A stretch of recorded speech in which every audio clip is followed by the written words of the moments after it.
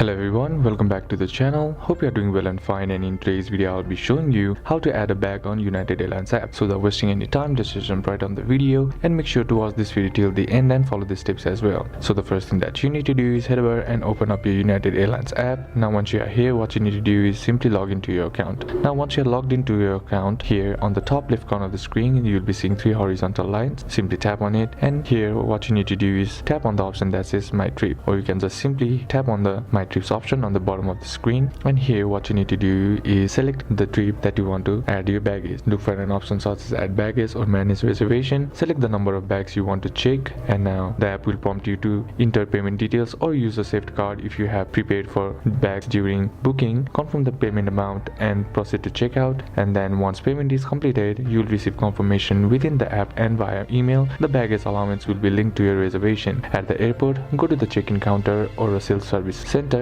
and use your boarding pass on the app or print it to print your bag tags. So these are a couple of steps that you can do, and that's it for today's video guys. Hope this video was useful to you. Leave a like if it did, comment down below what the next video should be on, consider subbing to the channel. Thanks for watching, bye bye.